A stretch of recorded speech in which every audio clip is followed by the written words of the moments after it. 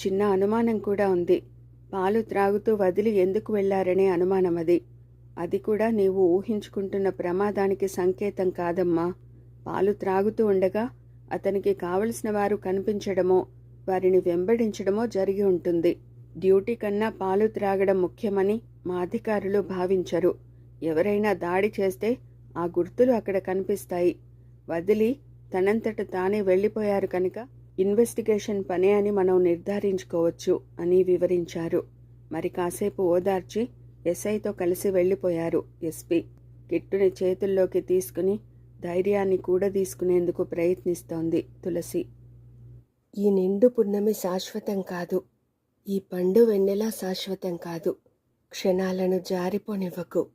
పున్నమి ఘడియలు దాటిపోతే నేను పారిపోతాను. ప్రతి క్షణాన్ని అమృతంలా ఆస్వాదించాలి అన్నదామె. అతని శరీరాన్ని పాములా పెనవేసుకుంది. చుట్టపెట్టుకుని తనలో ఇముడ్చుకుంది.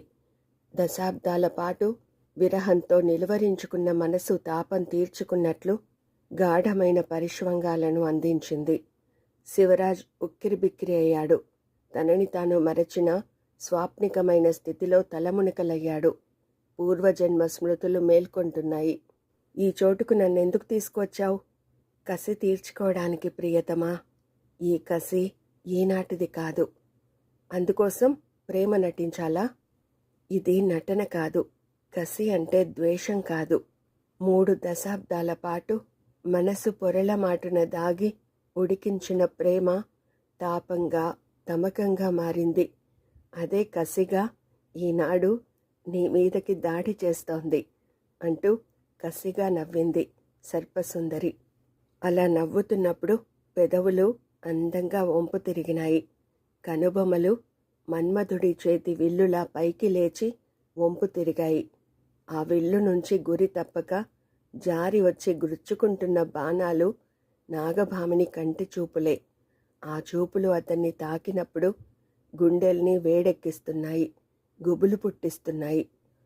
ఆ సమయంలో తాను సర్ప పరిష్వంగంలో ఉన్నానని, దాని నుంచి బయటపడాలనే తాపత్రయాన్ని క్షణకాలం మర్చిపోతున్నాడు.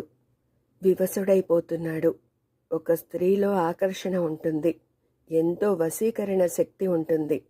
కానీ ఇలా తన ధీశక్తిని, పుంభావపు భేషజాన్ని జయించి నీరు కార్చగలదని అతడెన్నడూ ఊహించనైనా లేదు. ప్రేమ తమకం తీరని వాళ్ళు కట్టిపడేసి కసి తీర్చుకోవాలనుకోవడం ఎంత అమాయకత్వం. అది సాధ్యమవుతుందనే వెర్రి ఆశలు పెంచుకున్నావా సర్పసుందరి అని ప్రశ్నించాడు శివరాజ్. మనసు ఒక పురుషుడి మీద ఏకాగ్రంగా నిలిపిన తర్వాత ఆ స్త్రీ హృదయానికి ఓటమి లేదు నాగరాజా.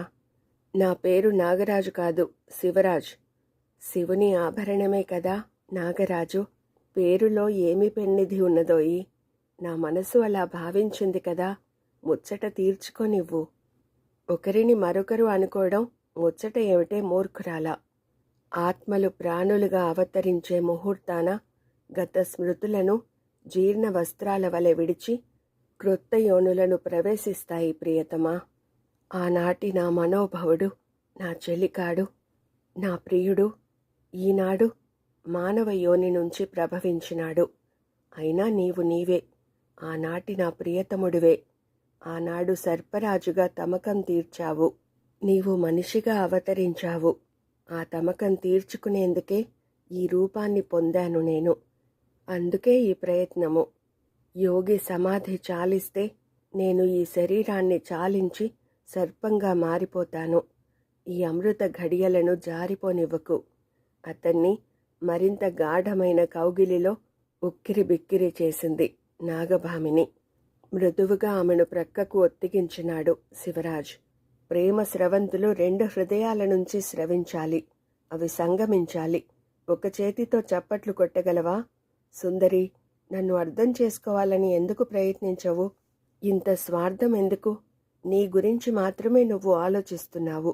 నీ స్వార్థమే నన్ను అర్థం చేసుకోనివ్వదు. మరొకసారి ఆలోచించు. నన్ను వెళ్ళిపోనివ్వు. అందని వేట ఆకలిని పెంచుతుంది. ఇప్పుడు నువ్వు నాకు మరింత అపురూపమైపోయావు అన్నదామె. శృంఖలాలు బిగించుకుపోయినందువల్ల మరింతగా బందీ అయిపోయినట్లు భావించాడు. ఎంతసేపని ఇలా కౌగిలించుకుంటావు? ఎంతసేపైనా, ఎన్ని రోజులు, సంవత్సరాలైనా, ఎన్ని యుగాలైనా నిన్ను విడిచిపోవాలనిపించదు నాకు అన్నదామె. మెత్తని శయ్య మీద మేనువాల్చి పడుకున్నాడు. దేవలోకపు జిలుగు వస్త్రంలా మెత్తని శయ్య మీద పల్చని దుప్పటి పరిచి ఉంది. అది వారి కదలికలకు అనుగుణంగా కుబుసంలా సాగుతోంది. తల క్రింద సుకుమారమైన దిండు. శేషశయ్యను తలపించే ప్రక్క మీద పడుకున్నాడు. శరీరమంతా తేలిక అయిపోయినట్లు అనిపిస్తున్నా ఆమె పరిష్వంగం వల్ల ఊపిరులు బరువుగా పీల్చాల్సి వస్తోంది. ఇది భూలోకమా, నాగలోకమా? ఇంత అభిరుచిగల శయ్యా మందిరాలను ఎందరూ అమర్చుకోగలరు? విలువకి అందని మన్మథ తాపాన్ని రేపే వస్తువులు ఆ గదిలో ఎన్నో ఉన్నాయి. ఈ కొండల మధ్య ఇలాంటి మందిరం ఒకటి ఉందని ఊహించేందుకు వీలు కానంత అద్భుతంగా ఉంది. అదంతా ఆమె కల్పన అయి ఉండాలి. తల మీద పడగలా కనిపిస్తోంది ఒక అతి పల్చని వస్త్రం. వారిని పరివేష్టించి మిగిలిన ప్రపంచాన్నించి వేరు చేస్తోంది. ఉద్యోగం నేర్పిన చిలాకీతనంతో అందులోంచి బయటపడాలని పథకాలు వేయడం ప్రారంభించాడు. అతని ఆలోచనలు సుడులు తిరుగుతున్నాయి. ఎంత సమయం గడిచిపోయిందో తెలియదు.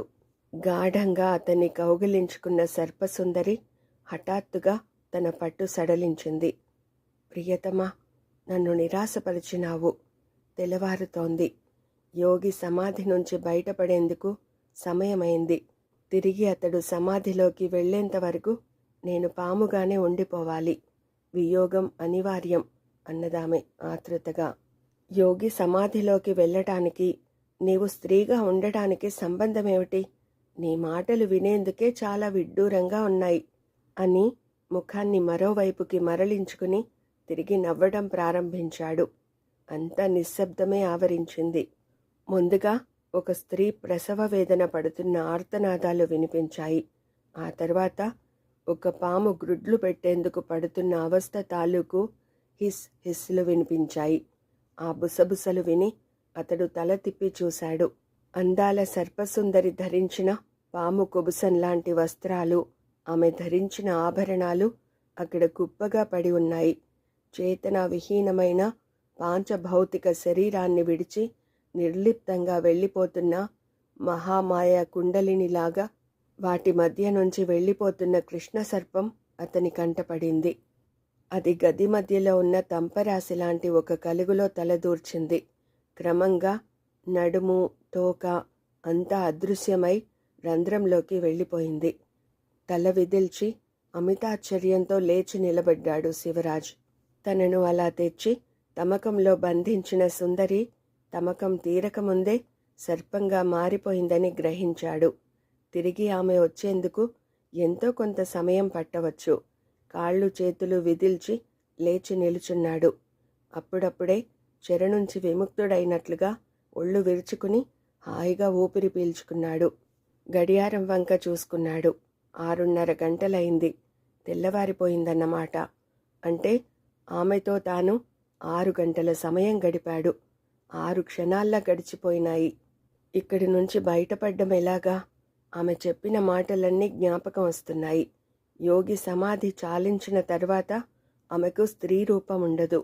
యోగి సమాధిలోకి వెడితేనే మానవకాంతగా మారుతుంది. తాను అన్వేషించాలనుకున్న యోగి ఈ పరిసర ప్రాంతాలలోనే ఎక్కడో ఉన్నాడు. అతన్ని చేరుకోవడం ఎలా? ముందు ఈ గది నుంచి బయటపడ్డం ఎలా? ప్రథమంలో అతని చర్యలన్నింటినీ ఇంద్రజాలంగా భావించాడు. కానీ అంతకు భిన్నమైనది ఏదో కనిపిస్తోంది.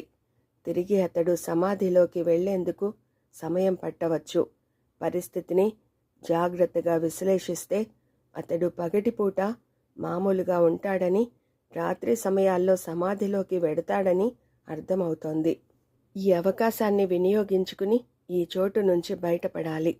ఇప్పుడు తానున్న చోటుని క్షుణ్ణంగా పరిశీలించేందుకు అవకాశం కనిపించింది. గది వలయాకృతంగా ఉంది.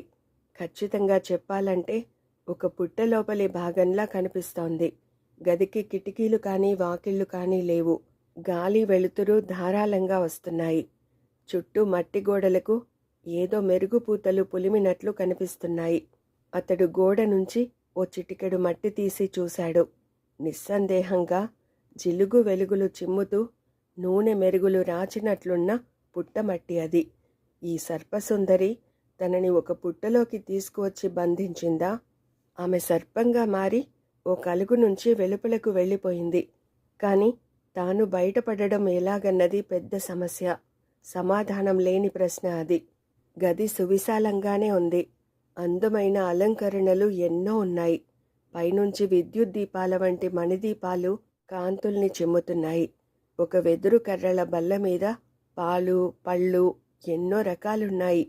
ఇది కళా నిజమా అని ధృవపరుచుకునేందుకు దానిమీద ద్రాక్ష పండు ఒకటి తీసుకుని మునిపంటి క్రింద పెట్టుకుని కొరికాడు. పుల్ల పుల్లగా, తీయ తీయగా, రవంత వగరుగా ద్రాక్షపండు రుచి. రసం గొంతు జారింది. ఇది కల కాదు సుమా, వాస్తవమే. తన శరీరం మీద బట్టల వంక చూసుకున్నాడు. ఇంటి దగ్గర తాను ధరించిన మఫ్టీ డ్రెస్ కిట్ మాత్రం బయటనే ఉండిపోయింది. అక్కడేం జరిగి ఉంటుంది? అహ్మద్ భాయ్ తిరిగి వచ్చే ఉంటాడు. అక్కడ కిట్ చూసి భయపడి ఉంటాడు. తన కోసం వెతుకుతుంటాడు. ఏం జరిగిందని భావిస్తాడో? ఈ వార్తకు డిపార్ట్మెంటు ప్రతిస్పందన ఎలా ఉంటుందో? తులసి ఎంతగా పరితపించిపోతుందో? ఇంక తనకు బయటపడే దారి ఉందా? అసలు లేదా? ఏమిటి విముక్తి? గది అంతా కలియ చూశాడు. తాను కూడా పాముగా మారిపోతే తప్ప బయటకు వెళ్ళడం అసాధ్యం. కానీ అదెలా సాధ్యం?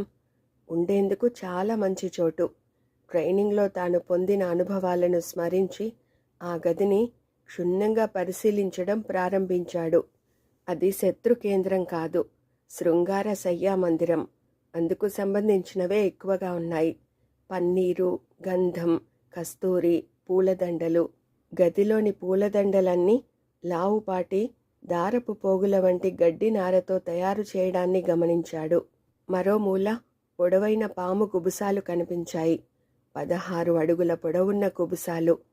వెడల్పైన పడగ, దానిమీద కృష్ణ పాదాలు. అన్నీ ఒకే విధంగా మూసలోంచి తీసినట్లున్నాయి. వెన్నుమీద నల్లరంగు చారికలు ఆద్యంతము ఉన్నాయి. నిలువుగా నేల మీద పరిస్తే అదే పాము అన్న భ్రాంతిని కలిగించే విధంగా కనిపిస్తున్నాయి. ఒక వంక రంధ్రాలు చేసి సారాన్ని పీల్చుకుని ఖాళీ చేసిన పక్షి గ్రుడ్లు రాశిగా పోసి ఉన్నాయి. తాను ఒక పుట్టలో ఉన్నాననే అభిప్రాయం కలగగానే శరీరం జలధరించడం ప్రారంభించింది. సర్పాలకు అత్యంత ప్రీతిపాత్రమైన ఒక శివలింగం కనిపించింది. మహేశ్వరలింగం, మృతికామూర్తి. నల్లని సెరామిక్ బొమ్మల తలుకులీనుతోంది. దానిమీద ఒక బిల్వపత్రం కూడా ఉంది. చంద్రశేఖరుని ఆకృతి తలపిస్తూ సిగలో నెలవంకలాగా ఒక తెల్లగన్నేరు పువ్వు శివలింగం మీద అర్పించి తెల్లగా కనిపిస్తోంది. సర్పాలకు కూడా పాతాళ లోకంలో ఒక ప్రత్యేక జీవిత విధానం ఉంటుందని అతడు గ్రహించాడు. కానీ ఆ వస్తువులేవి అతడు ఆ భూగృహం నుంచి బయటపడే సాధనాలుగా అతనికి అనిపించలేదు. ఆలోచనామగ్నుడై తిరుగుతూ ఉండిపోయాడు చాలాసేపు. ఎక్కడ ఎలాంటి ఆధారము కనిపించలేదు. శరీరమంతా నిరాశ నిస్పృహలు ఆవరించినాయి. తిరిగి శయ్య మీదికి వచ్చాడు. 5 బాలికలతో సమంగా ఏర్పాటు చేసిన మంచం మీద మెత్తని పరుపుతో సుకుమారమైన తల్పం ఏర్పాటు చేయబడింది. ఇంచుమించుగా రాత్రంతా నిద్రలేదు. ఆకలి దప్పులు తెలియలేదు. నిద్ర ముంచుకొస్తున్నట్లుగా అనిపించింది. అతడు మరింక రెప్పలు విప్పలేకపోయాడు. ఆదమరచి నిద్రపోయాడు. ఎంతసేపో అయింది. త్రుళ్ళిపడి రెప్పలు విప్పాడు మళ్ళీ. అరనిమిషం మనసుని స్వాధీనపరుచుకున్న తర్వాత కానీ తన చుట్టూ ఉన్న వాస్తవాలు జ్ఞాపకం రాలేదు. ఆకలిగా అనిపించి లేచి వెళ్ళి పాలు తీసుకున్నాడు. పచ్చి గ్రుడ్లు ఉన్నాయి, కానీ తినాలనిపించలేదు. తిరిగి వచ్చి మంచం మీద కూర్చుంటూ ఉండగా అతనికి జ్ఞాపకం వచ్చింది. తాను గది అంతా బయటపడే దారి కోసం అన్వేషించాడు. కానీ మంచం క్రింద చూడలేదు. అదొక్కటే మిగిలి ఉన్న చివరి ఆశ. చివాల్న మంచం దిగాడు. గదిలోకి వచ్చే చల్లని గాలి మంచం క్రింది నుంచే వస్తోందని అర్థమైంది. మనసు క్షణంసేపు ఆశ ప్రపూర్ణమైంది. నేలలోకి దింపిన వెదురు కర్రలను కదిలించడం ప్రారంభించాడు.